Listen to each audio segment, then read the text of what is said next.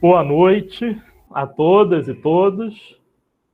Bem-vindos e bem-vindas ao nosso 10º encontro desse Pensamento e Cinema sobre a série A Herança da Coruja, do Chris Marquer. E hoje a gente vai falar sobre o episódio Mitologia ou A Verdade da Mentira. É irresistível para mim não acabar falando um pouco sobre essa relação que a série vem apresentando nos últimos episódios, né? Acho que nessa segunda metade, com o Japão ali, né? Acho que mais uma vez nesse episódio ela apresenta uma relação com o Japão, que eu achei particularmente interessante nesse episódio, porque vai falar ali de uma relação mitológica também. E aí eu fui atrás, eu consegui um texto em português aqui, eu consegui ele nos periódicos da USP, de um artigo sobre estudos japoneses, que é do Luiz Fábio Marchesoni Rogado Mieto. Eu fui atrás desse texto porque eu estava procurando algumas coisas sobre o tal do Kojiki. O Kojiki, talvez não se fale exatamente assim, porque a minha pronúncia em japonês não necessariamente é boa, mas ele é um dos dois chamados escritos antigos, dos dois textos mais antigos da cultura japonesa, que são do século VIII. E eu estou falando tudo isso para chegar ali na referência mitológica que é apresentada, em que eles falam ali, eles chegam a falar especificamente da figura da Amaterasu, né, como uma das deusas, e de uma relação desse mito japonês com o mito do Orfeu, né, a ida do Orfeu ao Hades. E essa relação, até que ponto há uma influência ou não grega, né, uma influência, até que ponto vai essa influência grega ou não, eu não consegui destrinchar. A gente tem aquele professor, né, que aparece. La City se trouve au nord de la mer Noire et sur la côte de la mer Noire. Sobre a compra, a aquisição de vasos gregos por uma elite japonesa e que teria se interessado por mitos e que o mito de Orfeu, particularmente, teria um interesse muito grande pela relação com a morte, com o mundo dos mortos. E aí, assim, na relação do shintoísmo, até onde eu pude pesquisar, eu não sou um estudioso, nem não sou um shintoísta, nem sou um estudioso do shintoísmo, mas eu fui dar uma olhada em algumas coisas. Você tem, basicamente, nessa construção mitológica japonesa, uma divisão de 3 mundos, de 3 planos, que são o Takamagahara, que seria quase que um equivalente, se a gente está fazendo essa relação com os gregos aqui, mas um equivalente ao Olimpo, é esse lugar dos deuses, em que há algumas lendas que apontam que ficaria lá no alto do Monte Fuji, sabe? Esse lugar próximo, esse lugar acima da Terra. Você tem o Nakatsukuni, que é o nosso plano terreno, e o Yomi, que é esse mundo dos mortos, que seria o equivalente ao Hades. E na lenda contada nesses 2 livros, né, e isso tem lá com mais detalhes no artigo que eu posso mandar para vocês, eu vou colocar no Drive lá.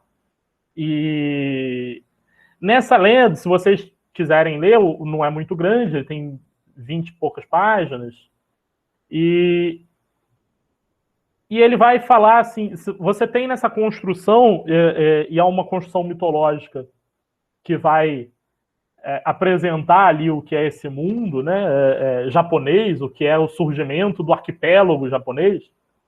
Você tem uma série de divindades iniciais que seriam divindades não reveladas, e você tem como talvez a primeira dupla Primeiro, o casal de divindades, o par de divindades que se revela, e eu estou cortando justamente aqui para não me alongar, mas que são o Izanagi e a Izanami, que são um par de divindades, esse casal que vai terminar de formar o arquipélago japonês, terminar de formar essa terra e criar a partir deles boa parte dos outros deuses.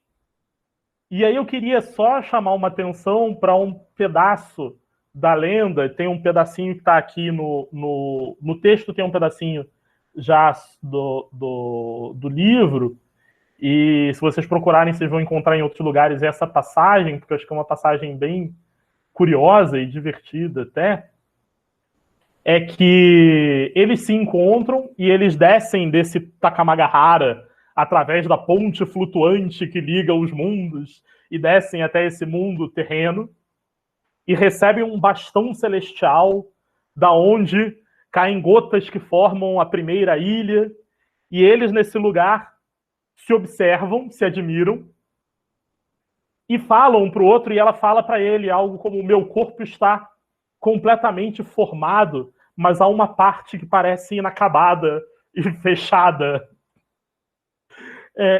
que parece incompleta. E ele diz para ela, esse trecho tem até lá no artigo do Luiz, que é: meu corpo possui uma parte formada em excesso. Portanto, poderíamos preencher a parte incompleta de vosso corpo com a parte que meu corpo tem em excesso, e assim gerarmos as terras. Podemos assim proceder? E há toda uma lógica de que eles começam a copular. Tem já o componente patriarcal já aparece logo de início, porque ela diz para ele: ó, que magnífico varão sois vós, né? Ó, que mulher soberba sois vós. Mas, ele diz à sua esposa, não é bom a mulher falar primeiro. Então ele recebe o elogio, elogia de volta, mas chama a atenção porque a mulher não deveria falar primeiro. Então, o componente patriarcal, o componente machista está ali, e eu estou chamando essa atenção porque, inclusive, o nosso futuro episódio, né, já fazendo aqueles ganchos, né, o nosso próximo episódio é justamente sobre a misoginia, na semana que vem, e você tem isso na mitologia japonesa também, esse componente patriarcal, machista, forte, na própria fala.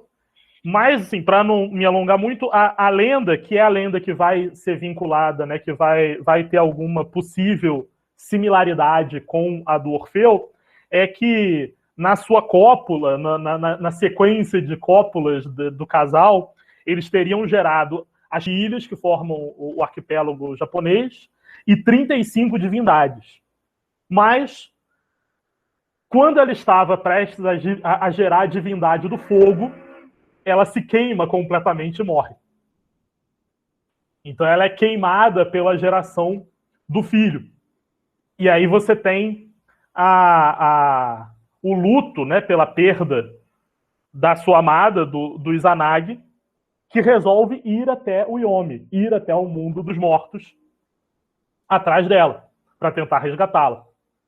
Quando ele chega na entrada desse mundo dos mortos, né, ela vai dizer para ele que, infelizmente, ela já teria comido, né, lamento por teres vindo até tão longe, mas já comi da terra de Yomi. Então, já faço parte desse lugar, eu já não posso mais voltar. Ele vai atrás dela, inclusive, pedindo para que ela voltasse, porque eles ainda não tinham completado todo o seu papel de formação do mundo. Ela pede para que ele espere, ele acaba sendo levado pela curiosidade, pelo tempo de espera, e ele vai olhar para a Górgona, né? Ele vai lá olhar o que está acontecendo, ele vai olhar para onde não deveria, ele vai olhar para esse lugar, e o que ele vê é justamente o horror da sua mulher se decompondo. E horrorizado por ver a sua mulher se decompondo, ele foge. E ela, por sua vez, se sente envergonhada e humilhada por ele tê-la visto assim, e ainda mais por tê-la visto assim e ter fugido. Né? Quer dizer, aí você tem a separação do casal, e ela envergonhada por causa disso, pela vergonha que ele a fez passar, ela começa a mandar as entidades do mundo dos mortos para caçá-lo, enquanto ele está tentando voltar para a Terra.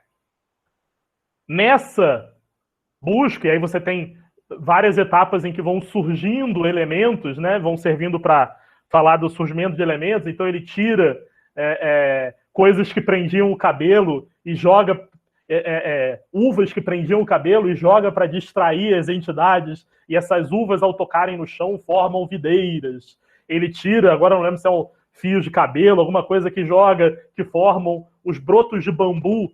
Então ele vai jogando as coisas para tentar distrair as entidades do Yomi, e tudo que ele joga vai formando outros aspectos da Terra. E no final, ela manda um exército atrás dele, ele cria uma tormenta, derruba todo esse exército, e quando finalmente vai sair do mundo dos mortos, ela própria, a sua mulher, aparece para um confrontamento final. E esse confrontamento final, ele é basicamente uma troca de palavras entre os dois, em que ela diz para ele, e isso tem lá no texto também do Luiz, que é: ó, meu adorado esposo, como nos separastes, trarei a morte todos os dias 1000 dos habitantes de Nakatsukuni, ou seja, do mundo terreno. Ao que o Izanagino, diz para ela: ó, minha adorada esposa, se assim o fizerdes, erguerei todos os dias 1500 casas de parto. E aí a lenda vai dizer que por este motivo 1000 pessoas morrem por dia e, inevitavelmente, 1500 pessoas nascem. E aí seria uma construção mitológica da relação de vida e morte, e do processo de vida e morte. E é desse momento final, esse mito que eles vão fazer uma relação com o mito do Orfeu, né, na ida ao Hades, e de fato a gente vê ali algumas similaridades. E como o registro escrito é um registro só do século VIII, é muito possível que a lenda original talvez não fosse tão similar assim, mas que essas figuras que tiveram contato com a herança grega beberam um pouquinho ali na fonte e usaram algumas referências, até onde isso pode ter acontecido a gente não sabe. E o surgimento da Amaterasu, que é essa figura que se comenta ali, ele vai acontecer logo em seguida, que é quando o Izanagi, né, esse deus saído do mundo dos mortos, ele resolve ir até uma fonte, uma corrente de água sagrada, para se purificar, por ter pisado nesse lugar impuro, por ter pisado nesse lugar dos mortos. E nessa lavagem do seu corpo, quando está se purificando, no seu olho direito cai a Amaterasu, que é a deusa do sol. Do seu olho esquerdo cai o Tsukuyomi, que é o deus da lua e da noite. E da lavagem de suas narinas cai o Susanoo, que é o deus da tempestade e dos oceanos. E é essa deusa Amaterasu que eles fazem ali o vínculo com Atena, que, assim, se a gente for olhar a construção mitológica dela, né, assim, ela é filha do Izanagi, assim como há uma relação de Atena com Zeus, e que talvez não tenha a mesma relação de deidade, porque ela estaria em algum ponto mais próximo até do Apolo, que traz o dia, mas ela tem um vínculo que aí acho que, assim como Atena tem esse vínculo com a polis ateniense, dos atenienses como herdeiros dessa divindade, a Amaterasu é a divindade da qual se advoga terem vindo os imperadores do Japão, e ter vindo o povo japonês. A bandeira do Japão é uma representação do sol, aquela bola vermelha, e a lenda coloca acho que o primeiro imperador japonês como tendo sido o tataraneto da deusa Amaterasu. E aí até hoje os imperadores japoneses possuem miticamente essa relação de serem herdeiros do sol, herdeiros da deusa Amaterasu, que representa o sol. Então acho que nesse sentido há mesmo uma relação que é similar, porque a gente está falando aqui, acho que é bastante interessante, que é de uma mitologia politeísta que explica a construção de um território, de um povo que, curiosamente, nesse caso também um arquipélago, né? E que também era formado por muitas tribos que depois vão se unificando e que hoje em dia há uma relação de unidade, quer dizer, já não de hoje, já de muito tempo, e que não passou, obviamente, pelas mesmas invasões e ocupações do povo grego. Então tem uma transformação histórica distinta, mas eu achei e quis compartilhar aqui com vocês, já que há essa menção. E, enfim, não vou me alongar aqui em outros temas, eu acho que tem muita coisa para a gente discutir sobre a relação do mito, esse lugar do mito, mas aí eu dito, né, trazida aqui a lenda toda da Amaterasu, do Izanagi e Izanami. Só uma última história, vou tentar contar ela bem rapidinho, porque é uma lenda engraçada, porque diz que há uma história em que o deus da tempestade, dos oceanos, lá o Susanoo, teria feito teria, sem querer, destruído campos de plantação, né, com uma tempestade, e a Amaterasu, muito amargurada, teria fugido e se trancado, se isolado numa caverna. E quando ela faz isso, o mundo inteiro cai nas trevas. E os próprios deuses se veem envoltos às trevas, e os deuses resolvem fazer uma celebração ou uma festa para atrair a Amaterasu e colocam uma divindade ligada à fertilidade, à sedução, para dançar uma dança sedutora diante ali de um espelho virado para a entrada da caverna para atrair a Amaterasu, que se vê seduzida pela dança, sai da caverna, e os outros deuses vão lá e capturam ela e impedem que ela volte para a caverna e que leve o sol junto com ela. E eu só quis trazer essa historinha, porque acho que, de novo, tem uma relação aí que eu vejo similaridades com a mitologia grega, que é nesse caráter humano e falível das divindades, né? Esse caráter errático das divindades que a gente tem também de forma muito forte, né, presente nas divindades gregas. Enfim, tá bom, já falei demais, eu tô vendo a hora aqui. Passo a bola. Oi, bom, boa noite, pessoal. Acho que eu vou pegar de um ponto bem diferente do que você pegou, mas queria só fazer assim um comentário rápido de que eu acho que muito possivelmente, pensando em relação ao documentário de uma forma geral, que essas constantes referências ao Japão também tenham a ver com o momento em que o documentário foi feito, que é justamente o momento de ascensão do Japão enquanto potência econômica, enquanto potência mundial. Eu acho que é algo que, de alguma maneira, foi muito surpreendente para os europeus, que acho que arrogantemente acharam que o mundo continuaria circulando né, no máximo da Rússia aos Estados Unidos, né? E acho que, de alguma maneira, se debruçar sobre o Japão deve vir dessa surpresa. Acredito que isso não é... De alguma forma, os debates sobre o Japão tiveram muito em voga nesse momento, né? Acho que hoje, certamente, a China acaba tomando um pouco esse destaque, porque é uma economia que já ficou maior que a do Japão, poderio bélico muito maior, então, esse deslocamento. Então, acho que não é tão ocasional que é o Japão que aparece com uma certa frequência.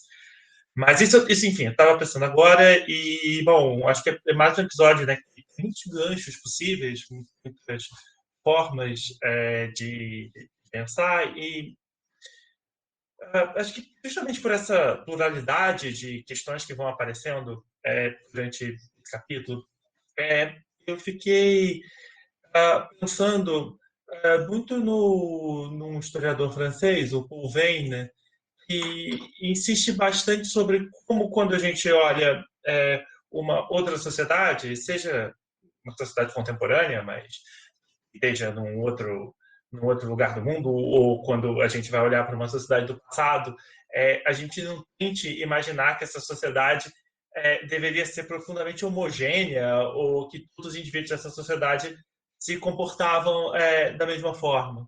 E aí, por conta disso, né, ele lança esse livro famoso, chamado uma interrogação, que é o acreditavam os gregos nos seus mitos, em que ele lança a pergunta de que, assim, por que a gente toma como um dado de que essas pessoas tinham uma fé absoluta nessa religião e que nós, pelo contrário, podemos ter relações diversificadas com a nossa? Quer dizer, nós vivemos numa sociedade complexa em que há desde pessoas, digamos assim, totalmente crentes, até pessoas totalmente descrentes, até uma larga gama aí no meio de comportamentos possíveis e instáveis também, porque nem sempre as pessoas são necessariamente coerentes entre seus discursos, entre suas práticas, entre aquilo que talvez elas de fato acreditem, ou mesmo suponham que acreditem, ou queiram fazer que acreditam, enfim. E quando ele lança essa questão, e ele vai um pouco desvendar isso no contexto grego, ele vai mostrando como há muitas variações ali. Como, óbvio, existe essa questão, nós estamos falando de um conjunto de histórias que são totalmente compartilhadas pelos indivíduos dessa cultura, quer dizer, os indivíduos dessa cultura, aquilo faz parte do repertório das coisas que eles escutam desde que eles nasceram. Agora, isso não quer dizer que todos eles acreditem o tempo inteiro em tudo. Provavelmente não. Provavelmente, talvez mais em algumas coisas do que em outras, mais algumas pessoas que em outras, e com estratégias também. Então, eu não estou com o livro aqui, então, infelizmente, não posso citar nenhum trecho, mas, por exemplo, ele mostra um discurso de um médico importante da época que, dependendo a que ele se referia, ele fazia referências religiosas ou não. Quer dizer, então, eu fiquei pensando muito fortemente nessa relação disso que a gente vê como uma mitologia, de que, nesse momento, era de alguma forma uma religião, mas de que, não necessariamente, da mesma maneira que hoje nós não temos nem sobre a nossa religião e nem sobre a mitologia grega, digamos assim, uma visão uniforme, os próprios gregos não tinham essa visão. E que, não só, obviamente, ao longo de séculos, essas histórias foram um pouco se refazendo, na medida em que elas vão sendo recontadas, né? O que a gente tem de estável é aquilo que está escrito.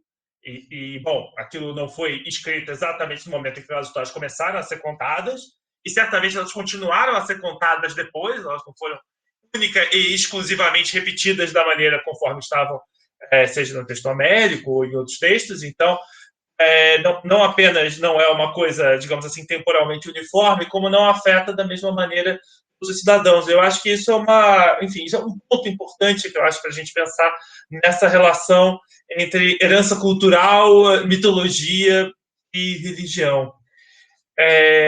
Bom, isso me fez pensar também rapidamente na questão de um livro do Marcel Detienne chamado A Invenção da Mitologia, em que ele, enfim, vai repassar aí como a sociedade europeia vai pensar o conceito de mitologia em vários momentos, mas como ele também é um historiador clássico, ele vai situar de que, na verdade, o primeiro autor, e, bom, isso certamente não é uma surpresa, mas o primeiro autor que organiza um debate sobre a questão da mitologia é o Platão. Quer dizer, de alguma maneira, a questão de considerar o que não é uma mitologia, e aí eu volto de novo a essa questão de o que é crível, o que não é crível, o que é crível para quem, já estava presente e é um pouco constituinte do próprio debate filosófico, obviamente, né? Bom, enfim, certamente a Juliana Leão pode falar isso muito melhor que eu, mas também me chamou a atenção essa menção do Marcel Detienne ao fato de que, por mais que não seja o Platão, provavelmente, que inventa a palavra mitologia, que já existia, ele é que dá a ela esse uso num debate acerca do que poderia ou deveria ser chamado de mitologia, quais tipos de desenvolvimento aquilo tinha e quais tipos de influência política aquilo tinha na poli. E aí, para terminar assim, com assim, um registro mais ficcional, eu li mês passado um livro que eu recomendo bastante, um romance chamado Um Deus Passeando pela Brisa da Tarde, que é um romance de um autor português e que não se passa mais não se passa provavelmente na Grécia, mas sim já no Império Romano, por volta do século II, na distante província que era Lusitânia, e se passa então nessa pequena cidade e tem esse indivíduo que faz parte da elite da cidade e por uma série de razões que estão lá no romance, ele por aquele momento é o responsável pela cidade, né? O responsável por administrar e organizar a cidade. Aparentemente era um cargo que tinha uma certa rotatividade dentro da aristocracia. E ele é enfim, um indivíduo que acredita até certo ponto, realmente, em todos aqueles rituais. Ele faz essas coisas, mas ele faz porque é um pouco um hábito, porque ele não quer brigar com os outros. Então, assim, eventualmente ele participa dos rituais, ele vai nos templos, ele, obviamente, sabe muito bem como tudo funciona, mas, no fundo, ele não é particularmente um indivíduo dotado de muita fé. Então, ele vai ali, literalmente, administrando isso. E aí, de repente, ele começa a se deparar na cidade com uma espécie de seita bizarra que desenha os peixes nos lugares. E ele começa a ficar muito curioso com essa coisa de ficar desenhando esses peixes aí. E aí ele começa a descobrir essa seita e ficar muito impressionado, por um lado, com a teimosia, com a agressividade dessa seita, com esse nível muito radical de fé em alguma coisa, que ele, além de tudo, considera de péssimo gosto, acha uma ideia assim um pouco grosseira ter um Deus só, assim, como afeta ele, assim, não afeta as convicções dele, porque ele não é profundamente convicto da própria religião, mas afeta ele que, assim, por que alguém acreditaria nisso? Um Deus só? Tipo, que bobagem, tipo, porque isso nem tem cabimento. E uma coisa que também acho que remete a outros capítulos da série, e ele fica escutando parte daquelas pregações feitas num grego que ele considera um grego muito precário, que, assim, por que alguém gostaria de ouvir isso? Não os grandes autores gregos escrevem de uma forma tão elegante, tão bonita. Em vez dessa história que é tão grosseira desse homem que fica aí andando pela água e que fica aí dando as pessoas do nada, assim, que história pobre, assim, tipo...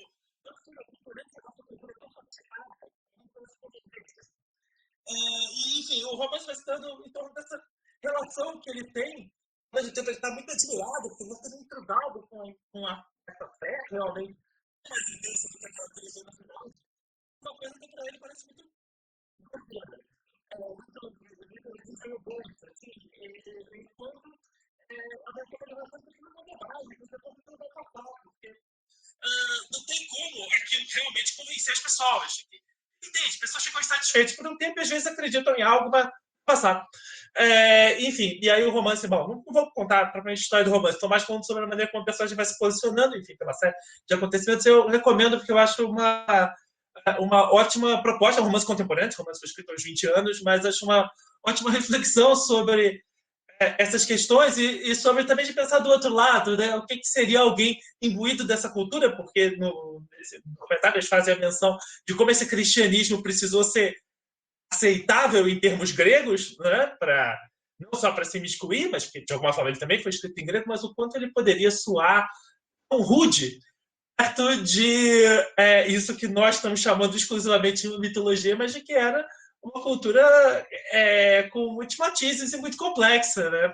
Enfim, acho que esses eram os pontos que eu queria puxar assim, em relação a esse episódio da mitologia, mas óbvio, tem muitas outras coisas para se discutir nele, além dessa relação entre mitologia, fé, religião. Bom, então é isso. Passo a bola aí. Obrigado, Guilherme. Curioso você falando sobre essa relação portuguesa, porque, de certo modo, o cristianismo, eu falava do Japão, né? Assim, o cristianismo chegou de algum modo, ainda que a sua influência não seja tão grande, mas ele tem alguma influência no Japão e na Coreia, né? Na Coreia, por causa das navegações portuguesas, né? E, enfim, já estou desviando o assunto. Vamos passar aqui para Juliana. Oi, boa noite, gente. Para quem eu não dei boa noite ainda. Bom, vou começar pelo título, né, que é bem, como os outros todos, né, bastante interessante, e que eu acho que tem até umas ligações com outros episódios que a gente já comentou aqui, que a gente já trabalhou, né, que é essa mitologia, a verdade da mentira, né, que é bastante instigante. Eu acho que pode até trazer para a gente algum pensamento a respeito da herança, né, que essa ideia de mitologia, que toda essa fonte, já que eles falam tanto da questão dos vocábulos, né, dos termos, da língua grega, né, que vai ficando como herança para a gente, né, enfim. Então, eu vou começar por aí, né, palavra composta, para variar, né, como tantas outras do grego, né, de talvez mitos mais logos, né, logos que dá verbos também diferenciados, vem de lego, né, que é falar, dizer, pode ser contar, enfim, inúmeras possibilidades de tradução. Mas, interessantemente, a palavra mitos, né, ela vai ter muito de coincidência também com a palavra logos. Né? Mitos pode ser palavra, pode ser discurso feito em público, pode ser narrativa.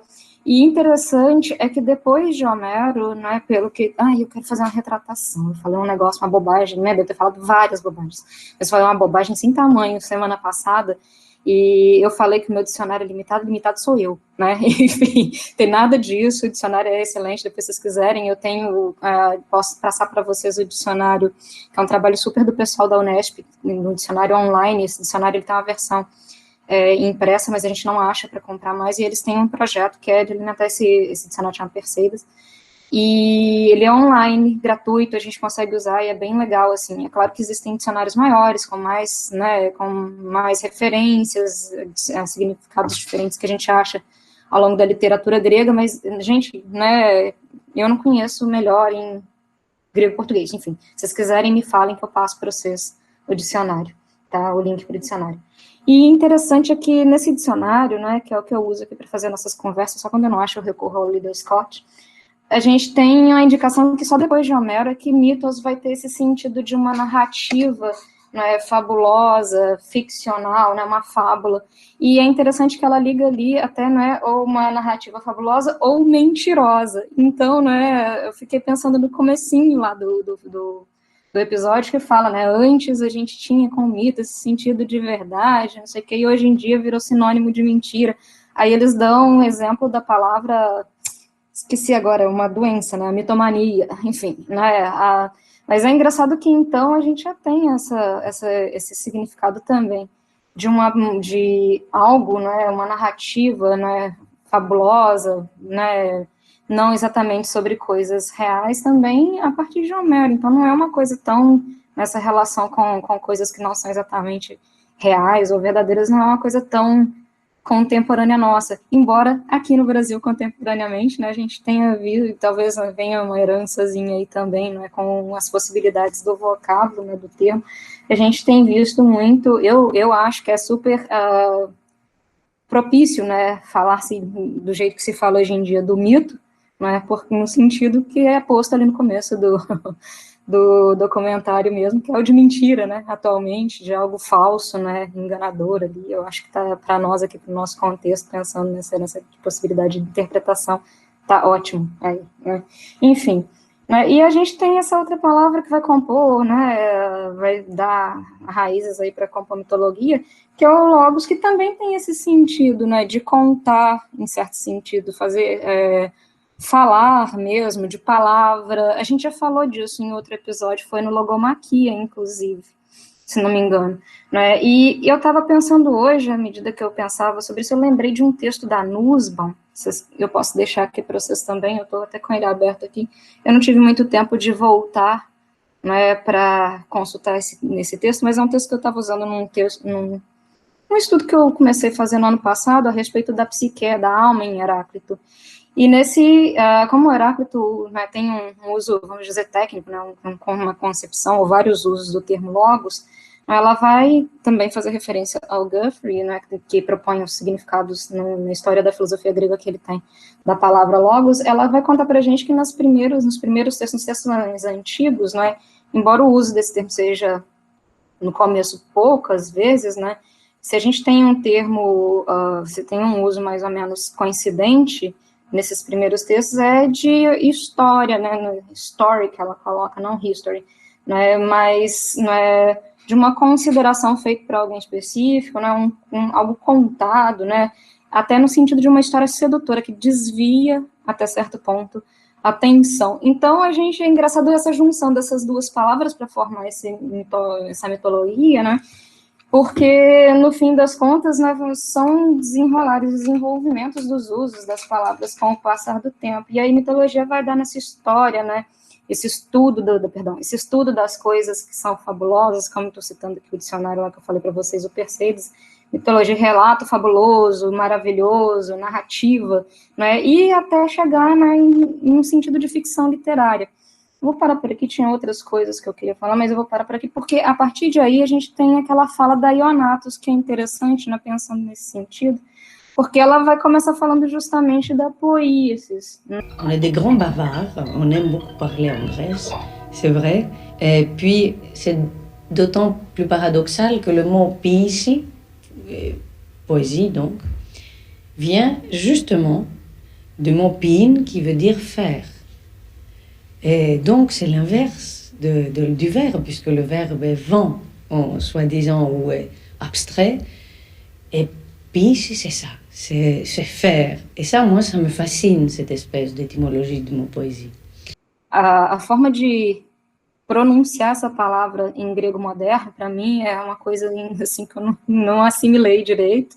Eu vou falar do jeito que a gente acha, talvez, que é a fonética do grego ático, do grego antigo, porque eu trabalho com ele, né, o ático, ou koiné, que é poiesis mesmo, vai ter um verbo, inclusive, que é o poieu, que ela fala, que é aquele verbo que significa fazer, produzir, e tem tantos outros significados, né.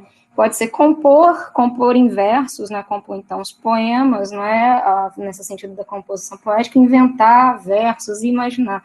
E, então, por esse caminho aí da questão das palavras, mesmo, dos vocábulos que vão ser formados e que vai dar nessa lembrança para ela, que é impossível a gente pensar, para mim é impossível, pelo menos, pensar em mitologia e não lembrar dos poemas, né, como tantos ali dentro do documentário, dentro desse episódio, vão se referir, falam de Homero, né, falam, inclusive, de como existem, né, essas intersecções, né, essa intertextualidade em poemas variados ali da Grécia Antiga, como, por exemplo, os textos homéricos, certos episódios dos textos homéricos e outros poemas, como os poemas trágicos, né, eu falo especificamente, no caso, por uma referência que me veio à mente quando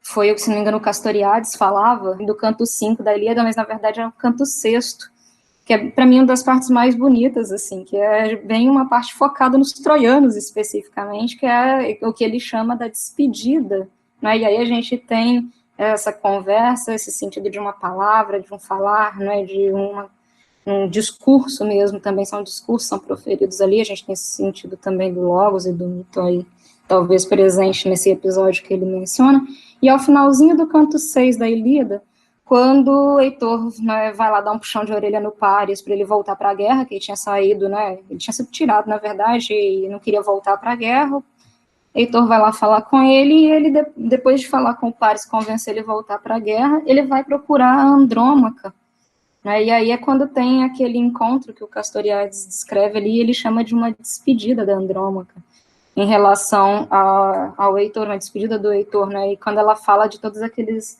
né, ela chora, e ele fala, quem são os emotivos ali, quem se emociona, quem chora, quem se lamenta, eles são os troianos, não são os gregos, né, os gregos são aquelas figuras mais contidas e não sei o que, enfim, o jeito que é contado, que é narrado ali, talvez, né, pelo autor grego. E é linda essas, vão chamar de cena, porque, né, aparece esses gestos, né, dos dois, tanto do Heitor quanto da Andrômaca, vem realmente aquilo que o Castoriadis aponta ali, que é ela contando, né, para ele os temores que ela tem de, se você morrer, né, se perdermos a guerra, o que acontece? Eu vou ser tornado escravo. E aí vem aparecer lá para o final do episódio essa questão da escravidão, daqui a pouco eu volto a falar disso.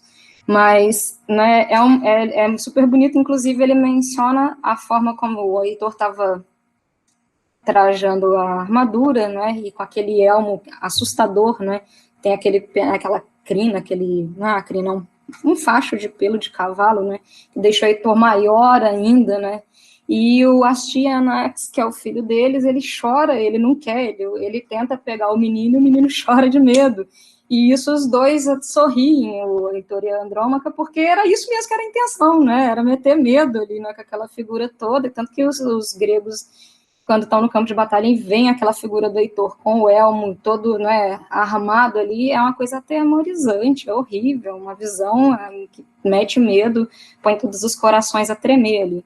E é engraçado isso porque, né, eu vejo nessa imagem aí do menino que, né, enquanto o pai não tira o elmo, ele não reconhece o pai, ele até teme, né, é um bom sinal até em frente ao que está acontecendo, e o que o Heitor deseja, né, a figura do Heitor passar ali, comunicar também para os gregos que vão lá confrontá-lo. E interessante é que essa história também, eu estava falando dessa intertextualidade, ela vai nesse desfecho dos troianos, das troianas, né, da Andrômaca, da Écuba, do próprio filho do Heitor e da Andrômaca, vai originar um outro poema, né, um outro verso, uma outra contação sob a forma de verso, que é as troianas do Eurípides, né, que aí vai contar o desfecho das mulheres ali, as aprisionadas, né, já efetivada, né, aquela conversa da Andrômaca, né, e do próprio filho da Andrômaca com o Heitor, que é um destino, não vou ficar dando spoiler não, é terrível, mas, né, é tragédia. Depois, se vocês quiserem, a gente pode compartilhar os textos aí e tal. Mas a gente vê mesmo como é que esses discursos, porque são discursos de tipo mítico, eles vão alimentando, né, as outras fabulações, as outras criações poéticas mesmo. E eu achei interessante esse começo dela ir falando, né, da poiesis, como essa composição em verso, né, e que, né, vai trazendo para gente o que eu vejo ao longo do episódio, né, começa com esse tom, e para mim ele vai perdurar ao longo do episódio, dessa relação entre, né, essa questão da narrativa ficcional, né, desses tipos de discurso, e com outros tipos de discurso que perdura ao longo também da literatura grega. A gente tem lá naquele banquete dos atenienses mesmo, toda vez eu esqueço o nome do senhor lá, né, ou do Linus Benax. Ποιος από τους Ευρωπαίους δεν γνωρίζει τον μύθο του Σπηλαίου από την πολιτεία, ή ποιος δεν έχει συγκλονιστεί από τον μύθο της δίκης των δικαίων, της κρίσεως των δικαίων και των αδίκων. Fala da presença, não é, ainda de certos mitos, de certas dessas narrativas, bom, vai saber por que, não vou ficar entrando nisso, dentro dos textos de Platão, por exemplo, ele faz uma menção à República, né, a mitos que aparecem na República de Platão, né, e eu fiquei pensando a respeito disso, né, dessas presenças, dessa narrativa, dessa composição, dessa invenção de mexer com o imaginário e tal, e isso me levou a pensar bastante dentro dessa relação verdade e mentira, né, eu lembrei o Guilherme falava do Marcel Detienne, eu lembrei dos mestres da verdade na Grécia Antiga, né, do Marcel Detienne, que faz uma ligação à palavra, ao discurso mítico, né, com uma coisa verdadeira, algo que é inquestionável, e depois a filosofia começa, talvez a partir das assembleias dos guerreiros, que a gente vê também descritas ali na Ilíada, ter a possibilidade de discussão, né, de ser uma palavra que a gente pode comentar, que é aberta, enfim. Mas eu fiquei pensando muito também, né, eu acho que alguém de vocês já falou disso, mas nessa questão, até que ponto isso não procede, até que ponto a gente tem essa ligação realmente, que é evocada no começo do episódio, do mito, né, da mitologia ali, com coisas, antigamente, com coisas tomadas como verdade. E aí, eu penso, né, a partir disso eu fico pensando dessa ligação do mitos com o logos, e me vem à mente, né, por causa desse questionamento mesmo, a partir do título, da relação com a verdade, no mito, e com possibilidades, né, que vem com as fabulações poéticas, com a forma como esses enredos, essas narrativas vão sendo apresentadas com o passar do tempo, até que ponto elas realmente, antigamente, estavam tão associadas a um aspecto de verdade, e hoje em dia a gente está elas relacionadas com a mentira, sendo que a gente vê aqui, como eu disse para vocês, essa possibilidade de tradução do termo mitos mesmo, desde Homero, como uma coisa ligada à fabulação, né, à ficção, vamos dizer assim. Né.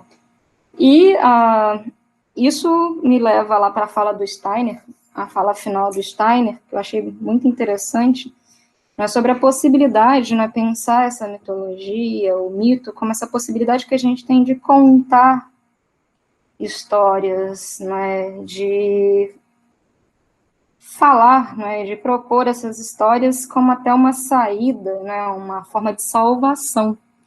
Ele fala que se a gente, algo desse tipo, que se a gente não tivesse esse dom, né, de fazer essas histórias, de fabular, talvez, né, a gente cairia na noite, cairia na escuridão, no suicídio, coisas desse tipo. E aí isso me lembra muito as conversas dos 2 episódios anteriores que a gente estava discutindo, né, da arte como uma espécie de, né, desse sopro, essa fuga do medo da morte, essa evasão da morte.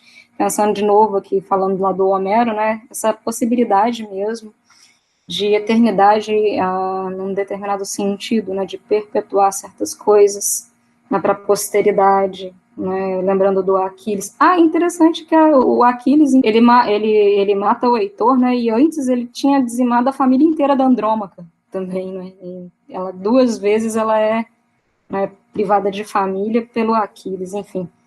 E ficou para a história aí, né, vendo que eu estou dizendo, né, das coisas que são perpetuadas aí através dessas narrativas, né, dessas fabulações.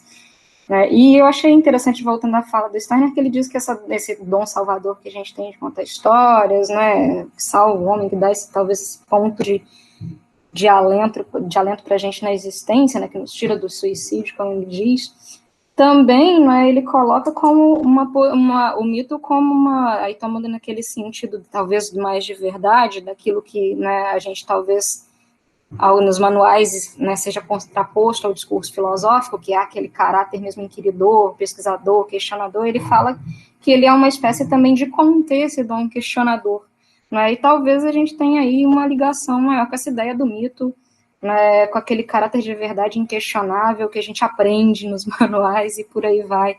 E vem daí minhas questões a respeito dessas possibilidades. Mas que fica, né, mais interessante para mim é justamente essa possibilidade toda de fabular, de criar, de inventar, não é? Através dessas coisas que eram passadas, como diz o pessoal da literatura, a princípio como literatura oral, né, e depois vai ser deixado para a gente de herança, pelo que a gente tem por escrito, né, e que, interessantemente, a partir lá das falas finais, lá com o Joubert, com o Steiner, vai dar para a gente possibilidades, uma série de possibilidades, né, e aí eu lembrei do Aristóteles na poética, né, o Aristóteles é evocado por outro motivo ali, mas eu lembrei da poética do Aristóteles, quando o Aristóteles fala, né, que a poesia é mais filosófica do que a história, porque ela fala do possível, né, então a gente talvez tenha com essa mitologia, com isso que vai alimentar mesmo a criatividade humana, a possibilidade de fazer poesia e outras, né, outras formas de composição a partir do mito, inventar, como eles dizem ali no finalzinho, até mesmo os deuses, né, até mesmo as divindades que figuram ali na mitologia, né, e talvez inventar fugas, né, pontos que tornem a nossa vida mais suportável, mais interessante, como propõe o Steiner, enfim, né, e aí a gente tem as mitologias filosóficas, não vou ficar rendendo, não, vou terminar, já terminei, na verdade, só fui lembrando que até a gente tem esses recursos, essas possibilidades, e aí é o que propõe lá, quando eles falam do Aristóteles, talvez até para justificar a escravidão, né, que aparece ali, a gente tem lá na Coapolítica aquelas explicações, né, aqueles questionamentos a respeito da escravidão ser algo natural, né, ou os escravos, os que são escravos por obrigado, né, por força, os que são por natural. E a gente tem, de novo, histórias que chegam até a gente, né, e que a gente faz com que a gente reflita, que são coisas contadas, até certo ponto, né, imaginadas, pensadas, né, inventadas por nós. Não quer dizer que isso seja verdade, né, a gente já questionou para lá e para cá isso tudo aí. Mas foi isso, né, que fiquei pensando a respeito do que a gente viu nesse episódio. Obrigado, Juliana. Vamos passar a palavra para o Leon para fechar essa primeira rodada. Bom, acho que eu vou primeiro dar boa noite para todo mundo, né? E depois, eu acho que eu poderia começar, talvez, por essa questão que o Steiner coloca no final, né? Entre essas duas maneiras de lidar com o mito, né, com o mundo, a partir de uma de uma relação mítica com o mundo, né, que seriam o politeísmo e o monoteísmo, né? Então, de um lado, Deus um, né, um Deus sequer imaginável, né, e de outro os deuses, o politeísmo, o múltiplo, né, um e o múltiplo, né, o mito do múltiplo e o mito do um. Là où il y a des centaines de dieux et de déesses, où l'écorce de l'arbre parle avec la voix de la nymphe, où Pan chante dans les bois, où sur le haut des collines et des montagnes l'on devine l'ombre passagère de Junon ou d'Aphrodite, eh bien, dans un monde comme celui-là, on ne va pas aller tuer le voisin pour une question plus ou moins abstraite de théologie spéculative. Tandis que dans ce monde terrible du désert de la Transjordanie, du désert du Sinaï, du désert du Negev, ce monde sans pitié, sans merci et sans ombre à midi, là où il n'y a qu'un Dieu, insaisissable, invisible, inimaginable, qui vous punit même de l'imaginer. C'est ça qui est important. C'est un crime dans le judaïsme d'essayer d'imaginer Dieu. E isso é uma verdadeira luta, né? Se dá na história, pelo menos, né? Há uma luta do um contra o múltiplo e vice-versa, né? E surge aí nesse episódio de novo aquela imagem, né, do porão, né? Vocês viram com certeza aquela imagem do porão, né? E a voz em off está comentando justamente essa retirada, né, do múltiplo e o múltiplo passa para o subterrâneo, né? E na superfície fica o um, né? Mas, né, a voz em off, um pouco enigmaticamente, fala: a luta ainda não acabou, né? Quer dizer, essa luta do um e do múltiplo, que pode ser uma luta política também, né? O tempo inteiro, né, o um, justamente, o que está fazendo o um? Ele está calando todo o resto, né? Menos um, né? Enfim, é uma luta, essa luta do múltiplo contra o um é uma luta, com certeza, uma luta política. A gente poderia pensar na luta entre a democracia e a autarquia, né? É uma luta que está se dando o tempo inteiro. E é preciso a gente cuidar bastante para que um mito do um, né, não se imponha ao mito do múltiplo, né? Essa questão do um, né, ela me faz pensar, esse mito do um, né, me faz pensar num outro mito, né, extremamente redutor, né, porque o que é a luta do um e do múltiplo, da passagem do múltiplo para o um, senão uma enorme redução, né, uma redução quase infinita, né, do infinito a uma coisa, a uma singularidade. Me faz pensar nessa outra, nessa ideia bastante filosófica do universal, né? A ideia de que você tem um princípio, né? Uma lógica, uma racionalidade que, ou até mesmo, como fala o próprio Steiner, né? Apesar dele estar foi o próprio Steiner que ressalta essa questão da luta entre o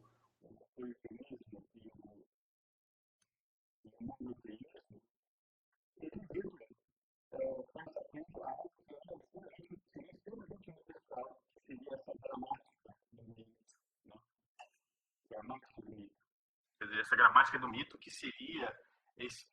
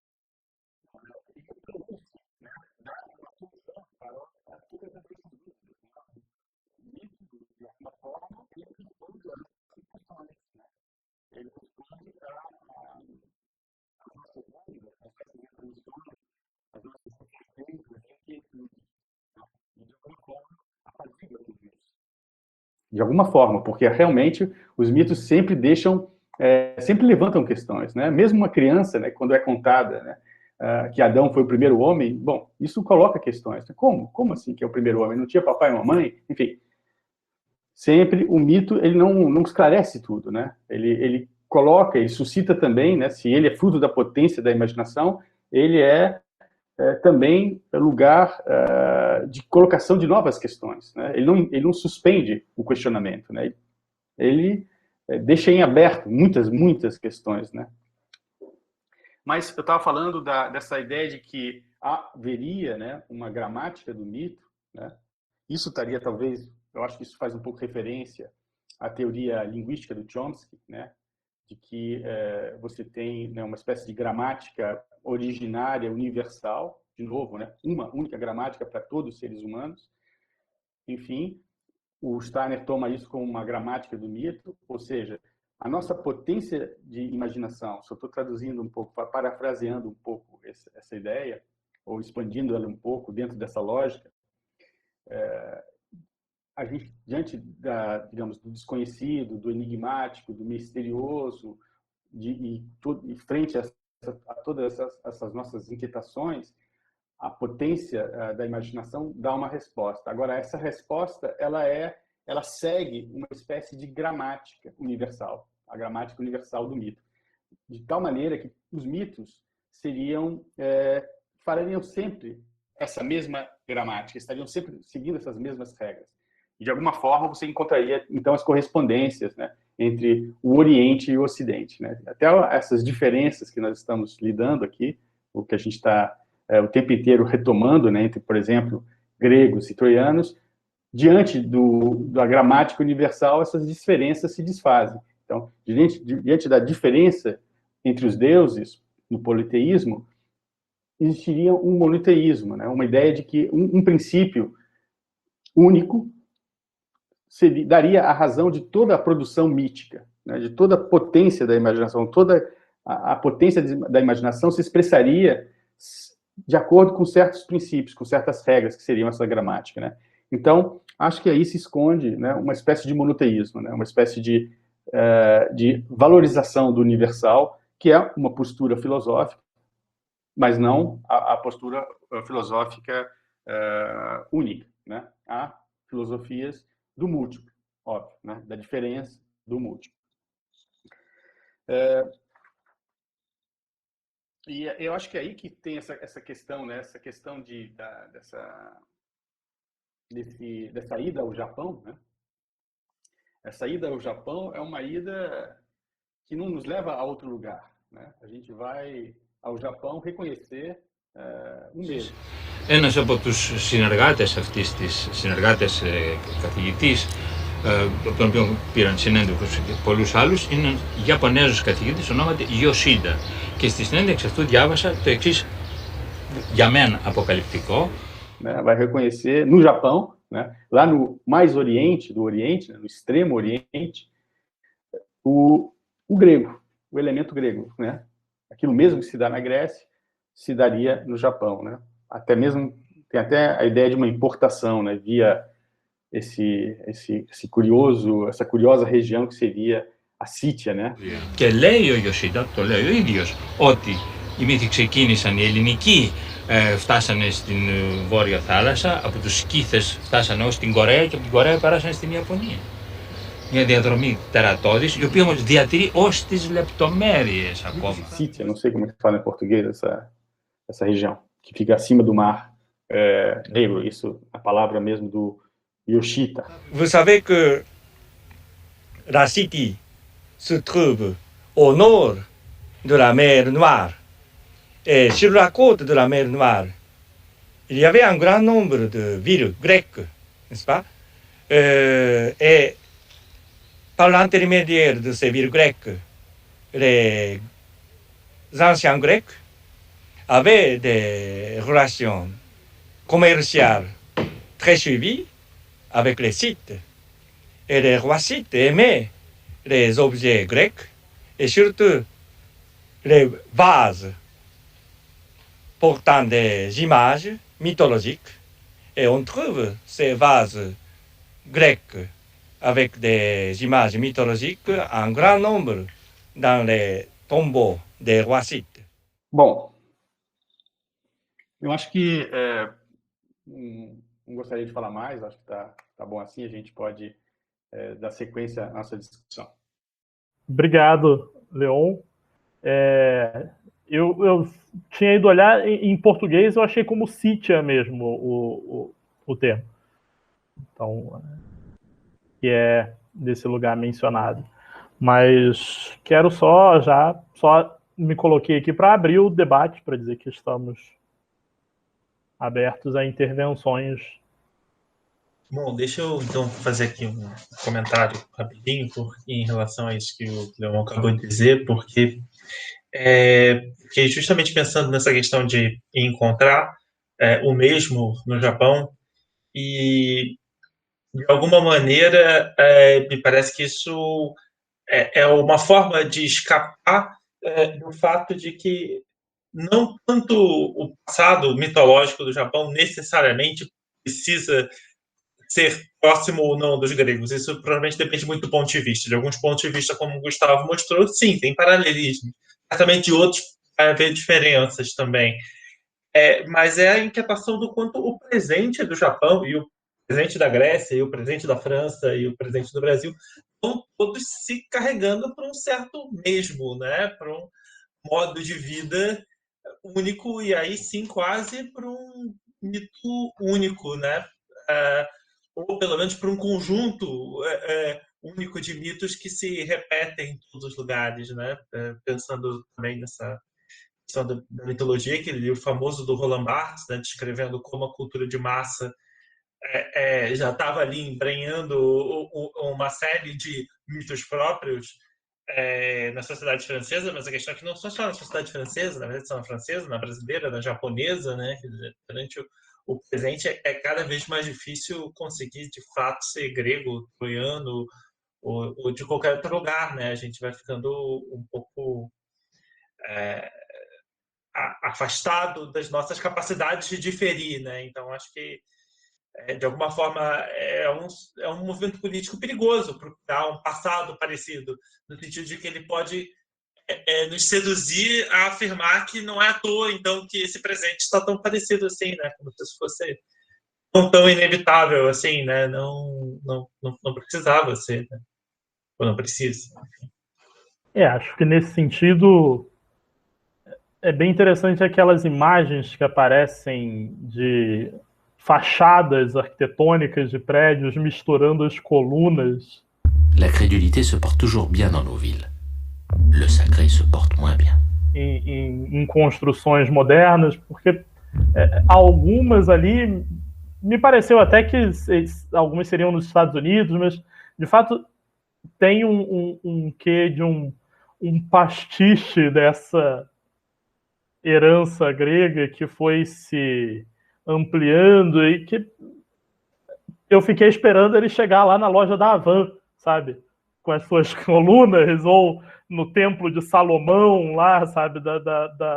Da Igreja Universal, no sentido de que você vai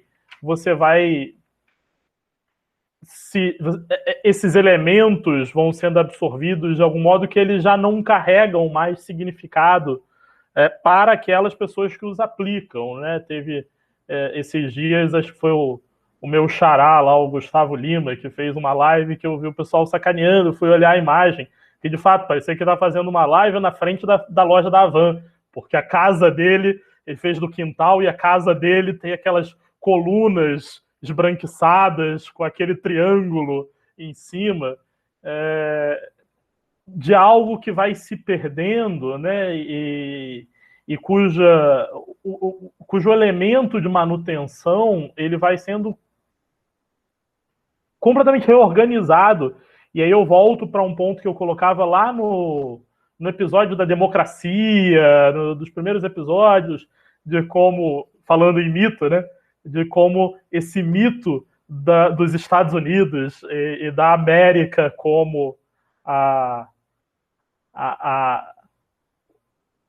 defensora dos valores ocidentais, né, e como o grande fruto do Ocidente, né? os Estados Unidos como tendo sido esse grande fruto da civilização ocidental que há de nos carregar para esses tempos. E aí, para mim, eu queria lembrar da fala do Joubert sobre os eleitores americanos estarem muito preocupados com a solidariedade, com a caridade, mas olha, não com a caridade do Estado. Aujourd'hui, là, dans cette période électorale aussi, la grande prémonition de tous les sondeurs américains, c'est qu'ils s'aperçoivent que la société américaine veut plus de compassion. C'est le mot qui est utilisé. Est-ce qu'il signifie tout à fait la même chose? Finalement, oui, c'est une sorte d'attention généreuse qui est apportée aux autres. Ça ne veut pas du tout dire que les États-Unis veulent aller vers cette attention au travers de l'État. Não. Isso é importante, não com a caridade do Estado. O Joubert, ele faz uma menção à religião, né? Enfim, a religião, ela é permeada de mitos, né? De mitos de origem, de mitos, enfim, é uma construção mítica, né? Que se toma como verdadeira, né? Toda a narração, todo esse mito religioso, todas essas narrativas religiosas são revelações, né? É um acesso direto que o profeta tem à divindade e o profeta expressa, né? Esse acesso por meio desses mitos, né? Sim, que são revelados.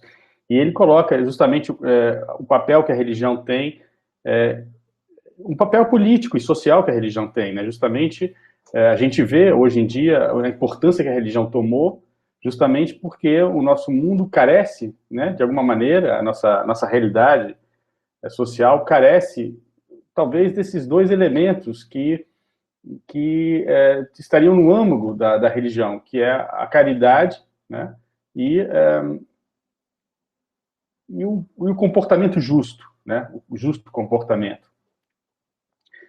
Justo em relação ao próximo, né, que traduzem, né, o amor ao próximo, esse amor ao próximo, de novo, universal, né, amar todo o outro, todos os outros. Óbvio que isso se nacionaliza, esse amor ao próximo, né, se nacionaliza e se torna justamente no Estado a justiça. E para além da justiça, a caridade, né. Então, num ambiente como, por exemplo, o Brasil, a disposição para a justiça e a disposição para o auxílio ao próximo, né, que é a caridade, faltam politicamente, né, aí cresce o papel da religião. E cresce de uma certa maneira, é compreensível, né? É uma maneira que os humanos têm de produzir, de alguma maneira, a igualdade social, né, e a justiça social. Então, a religião, de alguma forma, ela vem suprir essa dificuldade que a organização política tem de implementar justiça e caridade, né? A gente poderia traduzir isso por justiça social e igualdade social. Ou distribuição de renda, digamos. Então, a religião vem suprir isso aí, né? Ela entra na cidade com um papel, assim, de alguma maneira necessário, né, importante, né? Porém, ela contamina, né? A religião contamina porque ela não, como tudo, né? Como tudo é político, né? A própria religião tem pretensões políticas, porque ela se organiza politicamente. A religião não é uma simples disposição dos indivíduos. Ela se organiza numa assembleia, numa igreja, e essa igreja ela tende, né, a se universalizar, a se tornar a igreja católica, a igreja de todos, né? Ela quer desenvolver, mesmo que seja uma pequena igreja de bairrozinho, né, ela é movida, né, por uma pretensão política a se tornar a igreja da sociedade, a igreja nacional, né, a única igreja, né, ela se impor sobre as outras igrejas, né, e justamente movida por algo que é muito, muito virulento, que é o ódio religioso, né, o ódio às outras religiões, né, isso é uma virulência enorme, é uma violência muito grande esse ódio religioso. Então, a religião, quando ela chega na política, quando ela chega na cidade dentro de um viés político, que é digamos, inerente ao próprio mecanismo de produção da religião, esse viés político, como tudo, né, ela é extremamente perigosa, né, porque ela pode, né, com muita facilidade, buscar ocupar o todo da sociedade, a se impor a toda a sociedade aquelas regras que ela impõe à sua comunidade de fiéis, né, uma pequena comunidade de fiéis regida por uma lei divina, vai se impor sobre o todo da sociedade, e isso é extremamente conflitivo, porque ela vai encontrar outras religiões e, fatalmente, haverá conflitos movidos por esse tipo de ódio que é extremamente violento, que é o ódio religioso. Então, eu acho que o Joubert, ele aponta para isso, né? Ele aponta para essa questão, né, da justificativa da religião, na medida em que ela promove a caridade, mas também da perversão, ele fala da perversão, né? A palavra que ele utiliza é perversão, da perversão da religião, quando ela, em todos os outros âmbitos, quando ela extrapola essa simples medida da caridade, não é nada simples, mas esse âmbito da caridade, e passa a ter pretensões políticas, que isso ocorre sempre, né? Com todas as assembleias religiosas, né? A gente teve esse exemplo agora recente aqui em Palmas, né, da tentativa de criação de um conselho municipal cristão, e eu brincava até que, até como cristão, ele é excludente, né, porque ele não incluía religiões de matriz africana que se consideram cristãs, não incluía religiões espíritas, né, que se colocam como cristãs. Era o cristianismo católico e evangélico. Então, como um conselho que tinha lá a pressuposição de influir em todos os assuntos da prefeitura, que acabou caindo pela própria reação popular, que não foi de tamanha aceitação, mas que a fala da prefeita, quando volta atrás, né, deixa claro que vamos reorganizar e pensar na melhor forma de abordar o assunto. Está claro ali que vai se tentar um outro modelo. Até porque eu queria voltar lá, quando o Leon falava do mito, que ele dizia que o mito dá solução para nossas dúvidas, né, um mito apazigua as nossas inseguranças. Não é à toa que determinados políticos foram chamados e são chamados de mito. Ainda que sejam mais mitômanos do que mitos, são chamados de mito e nessa perspectiva, né? E a ligação, não à toa, desse político com a religião, com a religiosidade, o uso da religiosidade, eu acho que está justamente nesse caráter perverso, né, que o Leon apontava, que está muito bem ali na fala do Joubert. E aí eu volto à questão da caridade, né, que a caridade começa a ser usada como desculpa, né, como justificativa para a imposição cada vez mais virulenta de determinadas perspectivas religiosas, e a caridade, por outro lado, também é muitas vezes usada como justificativa para que a pessoa se desculpe e releve o próprio ambiente de desigualdade, a própria desigualdade à sua volta. Porque eu estou usando todas as minhas armas para ser alguém bem-sucedido, para ser caridoso. Eu vou lembrar da passagem do Parasita, né, que é o que ganhou o Oscar, o filme coreano. 소독해? 창문 닫아. 나도 봐. 공짜로 집안에 소독도 하고.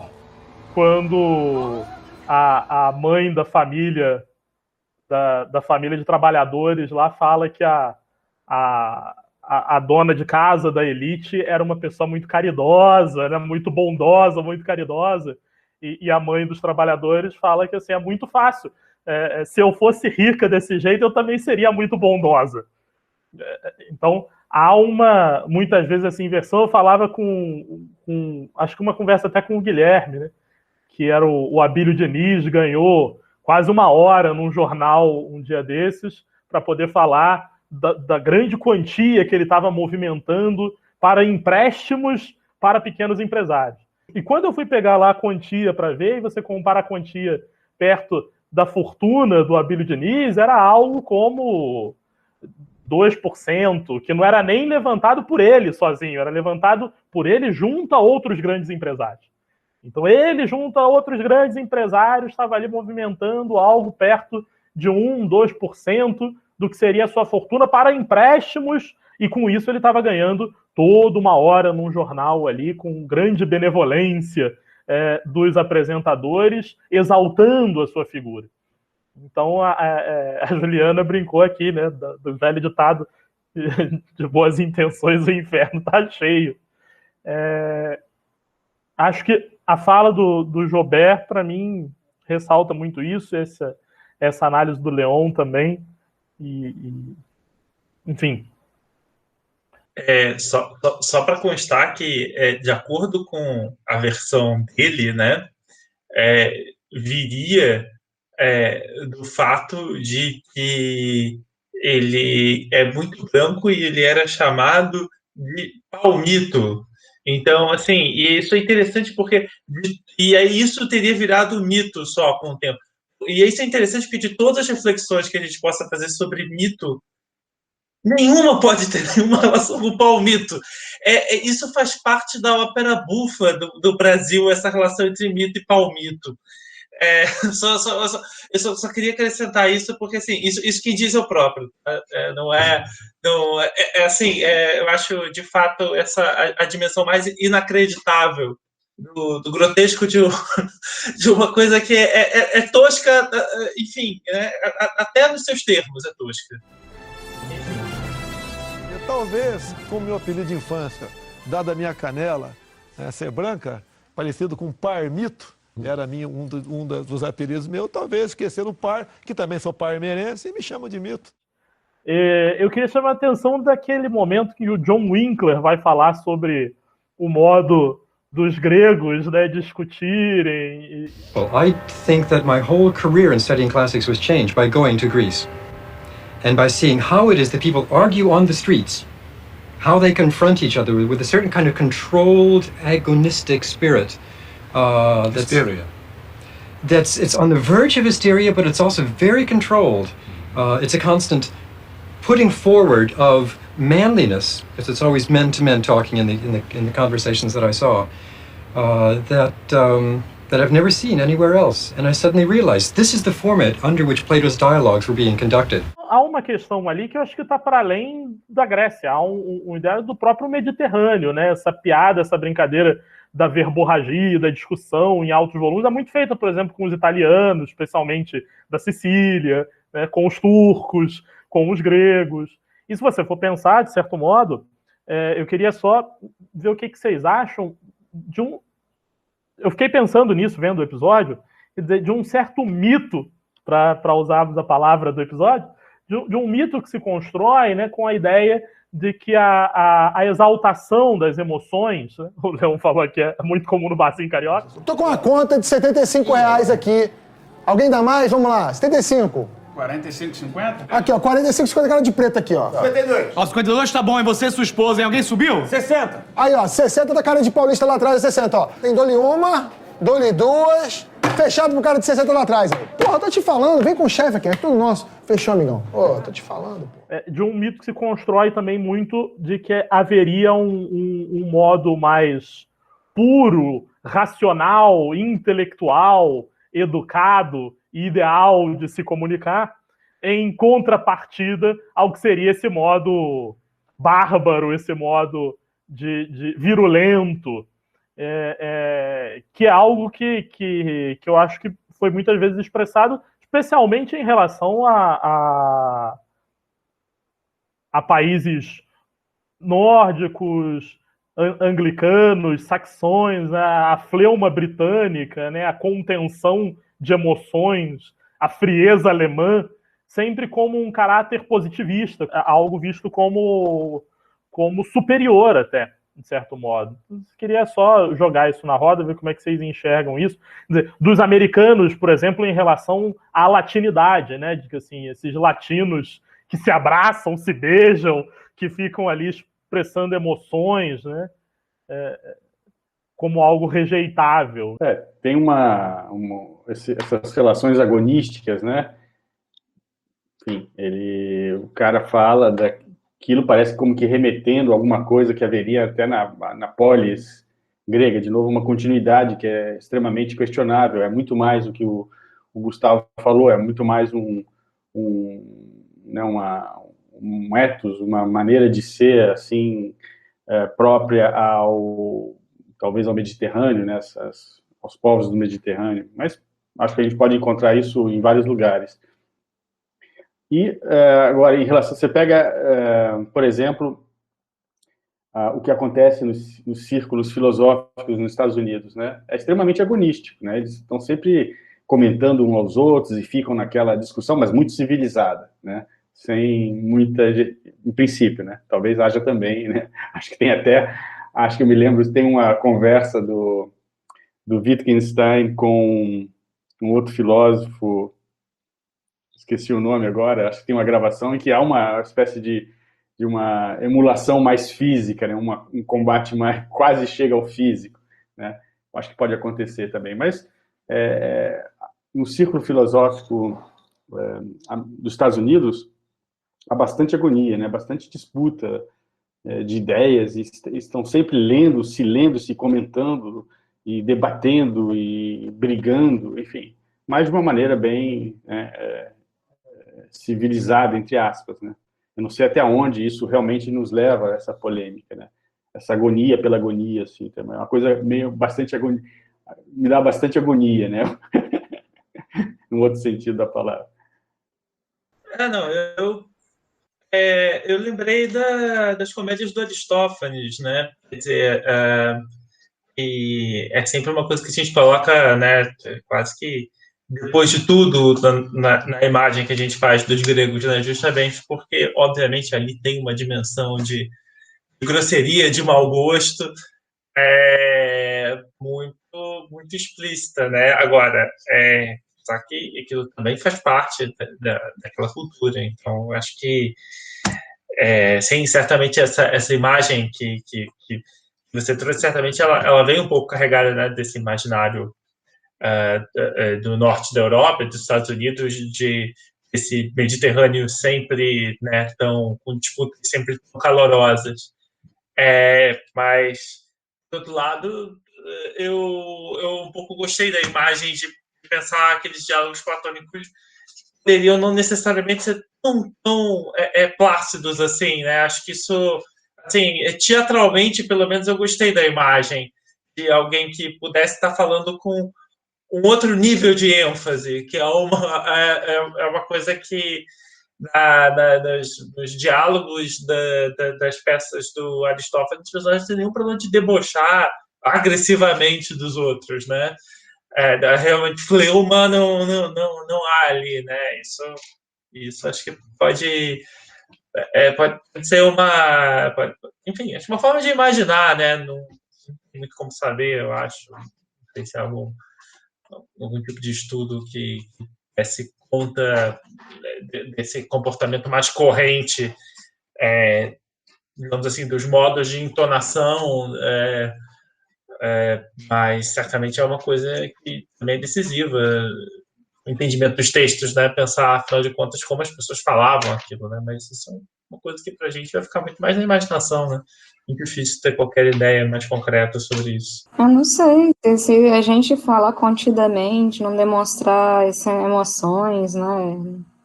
Não der, sei lá, não trazer à tona certos humores, já que vocês estão falando de fleuma.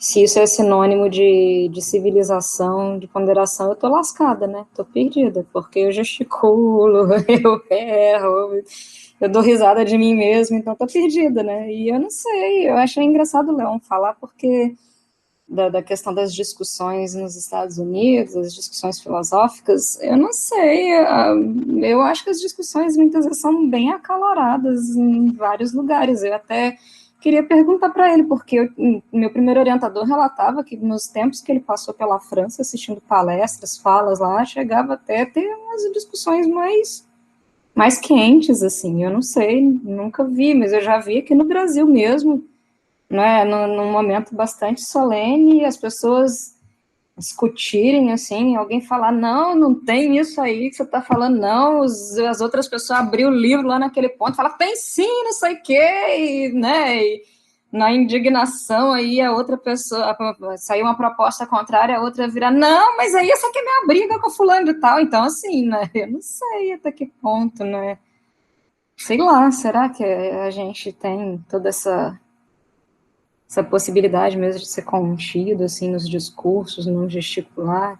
E é engraçado o Guilherme falar, porque também eu nunca tinha pensado, eu fiquei pensando bem na fala do Winkler, quando ele propõe, né, aquele cenário que talvez fosse ali das discussões, dos diálogos de Platão, não sei, né, talvez com os sofistas a gente tivesse mais uns gestos mais incisivos, umas coisas assim, talvez com as pessoas que o Sócrates se desconcertasse mais, e não com aqueles que, né, sei lá, o texto é uma coisa, né? A forma como a gente representaria isso, que se isso acontecesse de fato.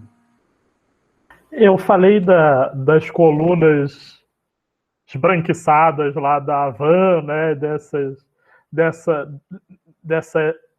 Essa coisa que vai se perdendo, né? Acho que, de certo modo, pensando nos diálogos e nessa análise muito polida e comedida, talvez pode ter também um quê dessa maquiagem que foi esbranquiçando, assim como as estátuas gregas, as colunas gregas, que foram perdendo as cores com o tempo e foi se assumindo que elas sempre foram brancas, que sempre foram daquela forma, quando eram coloridas, né? Tinham as suas cores.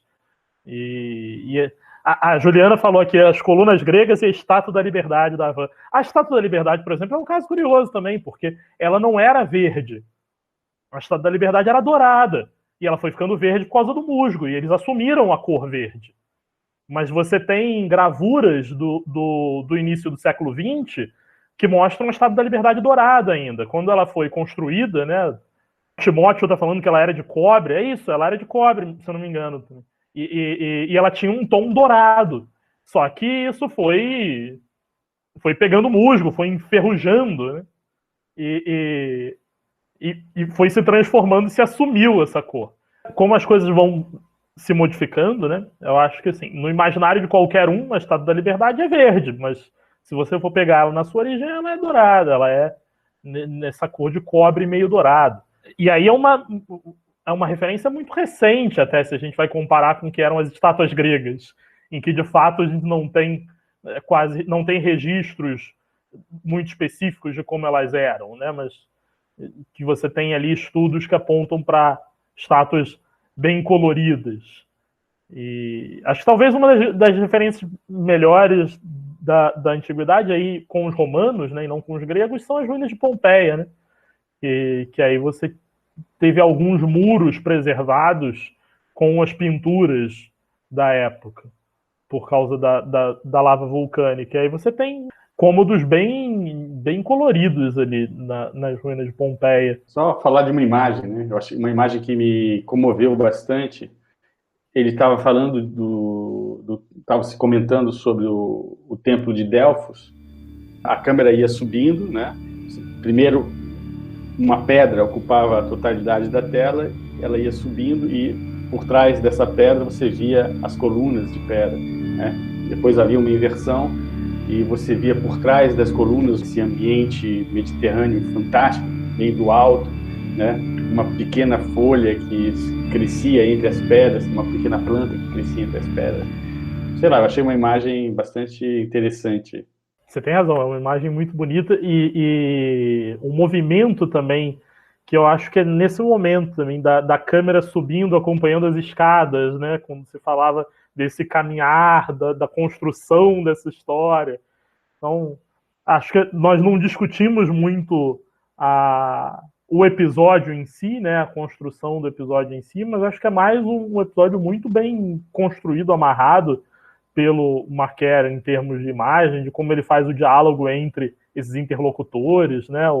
Mais uma vez aquela imagem do Steiner com a televisãozinha, com aquela interlocutora, eu esqueci o nome daquela mulher que conversa como se conversasse com ele, né, apresentando as reações dela na televisão. Et c'est Nietzsche qui avait lancé l'idée qu'un polythéisme grec, pour enfantin qu'il soit, mais il est plein de tolérance. Como ele vem amarrando bem ao longo da série esses episódios. E eu concordo com o que o Guilherme apontou lá no início, que eu acho que a inclusão do Japão tem possivelmente muito a ver com o momento, né, com o final dos anos 80 e o Japão como grande potência. E que hoje talvez ele estivesse lá na China falando sobre a relação com os chineses. Talvez a gente descobrisse alguma coisa dos gregos na construção da muralha da China. E é engraçado, né, que parece que, eu não sei, posso estar enganada, mas parece que justamente foi após da fala do professor lá, do professor japonês, eles fazem esse mesmo movimento de câmera com o templo japonês, né, que ele faz, de certa forma, uma comparação com o templo de Delfos, e aí eles, na sequência, vem essa escalada de câmera, né, essa passagem da câmera pelo templo de Delfos também, de baixo para cima, que o Leon menciona, né, é interessante isso. Eu acho que ele aproveita também, né, porque do mesmo modo que só para continuar essa questão da presença japonesa, né, uma grande potência, mas é também o que o Leon colocava, né, é o Extremo Oriente, né, a gente já mostrou como é que chega no grande extremo do Ocidente, que é os Estados Unidos, de como os Estados Unidos carregam uma herança grega forte, e agora a gente quer mostrar que até no Extremo Oriente, que era para ser o oposto disso, que era para ser a oposição a esse movimento, né, que era para ter uma independência total da herança grega, até lá os gregos conseguiram se colocar. Acho que tem esse esforço também para como apresentar de forma global uma herança grega, que é a representação dessa herança ocidental, que eu acho que, mais uma vez, como foi colocado aqui pelo Leon, pelo Guilherme também, de como há um desejo europeu, né, por se apresentar como centro do mundo e como herdeiros dessa herança grega. E eu fiquei esperando o momento em que eles fossem falar sobre o mito da Europa, né? Sobre o mito da princesa Europa, né? Tem uma história, eu agora estou tentando lembrar, eu acho que era num livro da Bárbara Eleodora sobre história do teatro, de uma representação romana. Teria havido uma representação da história, do mito da Europa, que é isso, eu posso estar errando agora o mito, né? Que copula com acho que é Zeus, em formato de touro.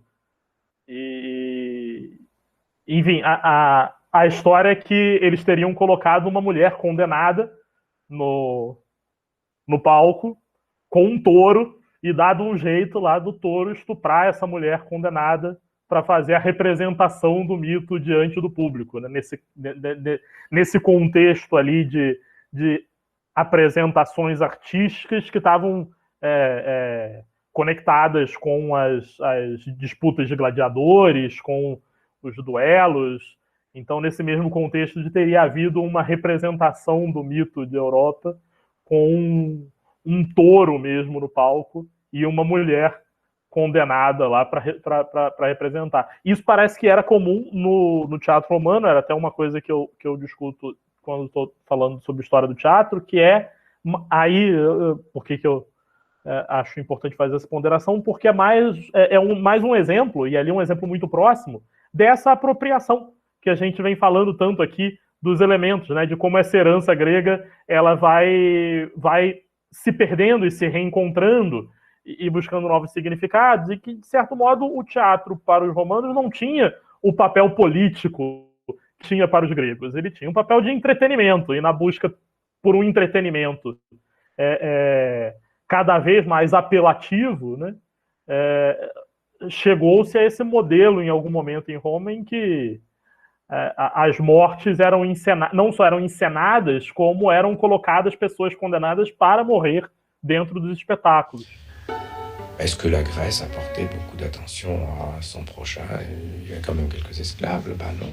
Acho que o único ponto que a gente não discutiu aqui, mas que é um ponto meio espinhoso também, né, meio complicado, é essa relação sobre a existência dos escravos na Grécia, né, que a Angelique Ionatos dá uma fugida ali, né, ela mesma mostra uma insatisfação, né, de ter que lidar com isso, disso fazer parte da herança grega.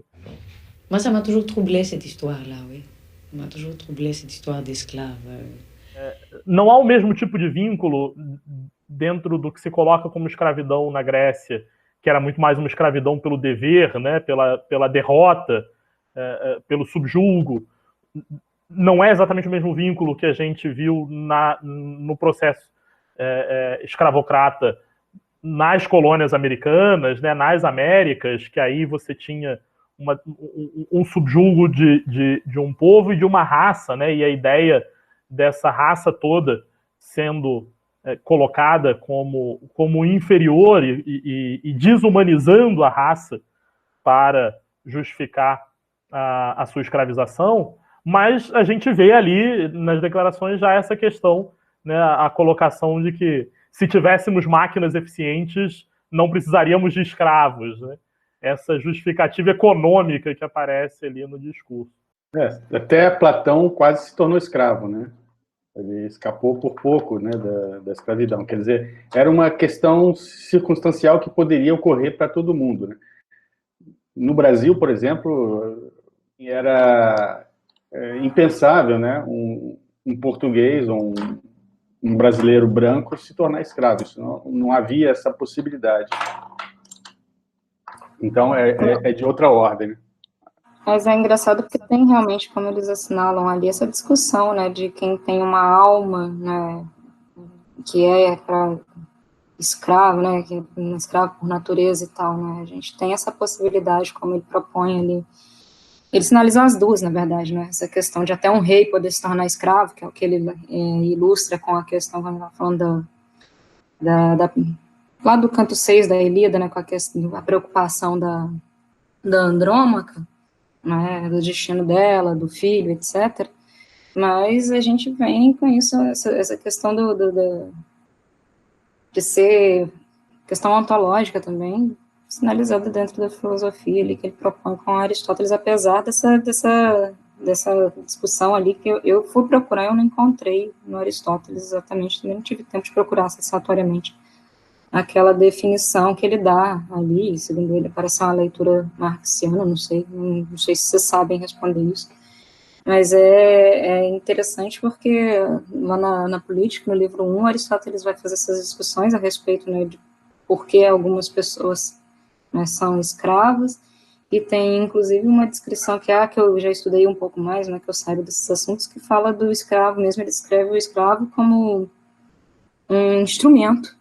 E aí estava essa referência, né, que é feita ali, a questão da máquina de tear, não sei o que, mas o escravo ele é tomado como uma espécie de instrumento a serviço da família ali, do senhor e tal, enfim. A gente teve aqui uma pergunta do Timóteo. O Timóteo Gomes perguntou aqui, puxando ainda o gancho entre Japão e Grécia, o que vocês pensam sobre mitos que têm semelhanças entre si, né? Como os mitos sumérios e a Bíblia, o mito do dilúvio de Gilgamesh e o mito de Noé. Acho que sim, a gente já perpassou aqui sobre algumas similaridades, né? Não sei o que vocês têm a dizer, seria um certo zeitgeist, né, mitológico, né? Tem semelhanças estruturais, né? Acho que até o estruturalismo, né, quando vai pensar o mito, vai procurar justamente essas semelhanças das estruturas dos mitos, né? Como eles se assemelham por sua estrutura. Talvez a questão material dos mitos seja diferente, mas os estruturalistas vão pesquisar formas, né? Formas lógicas do mito que se repetem nas narrativas. Bom, isso é um tipo de semelhança. A outra semelhança que menciona o Timóteo parece entre, né,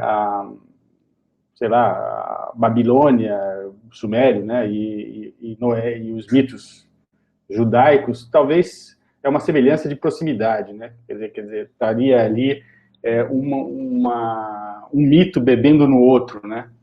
Então é apenas uma contiguidade, né? Não é talvez uma questão estrutural, mas há essa possibilidade de uma semelhança por contiguidade, né? Por proximidade. Então a gente poderia imaginar que se eu, né, desenvolvo um mito, invento um mito, meu vizinho vai ouvir eu declarando esse poema e vai, né, de alguma maneira ser influenciado por essa declamação e vai declamar esse mito ao seu modo, transformando um pouquinho. Então essa contiguidade espaciotemporal, né, que pode haver entre as culturas, né, e de tal maneira que os mitos de uma cultura passem para uma outra cultura com alguma transformação.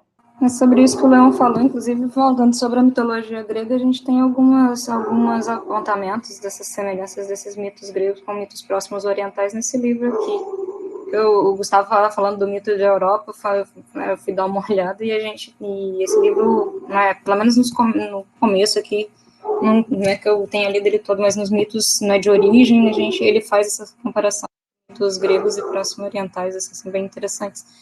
A gente tem a questão das questões, né, que chegam ao homem também, né, e aí a gente percebe isso, né, questões que povoam a imaginação, né, e aí o Leon já deu respostas aí, possibilidades de entendimento para essas proximidades aí. Ok, o Timóteo até comentou aqui que ele fez essa pergunta por ter abordado um mito indígena, né, um mito tupi-guarani, sobre um dilúvio universal, né, de culturas longínquas, mas que apresentam pontos que se assemelham. Então, acho que podemos fechar por aqui, né? Nos vemos na semana que vem. Esperamos todas e todos na semana que vem. Até lá, boa noite. Fiquem em casa o máximo possível, se cuidem. E obrigado. Tchau, tchau.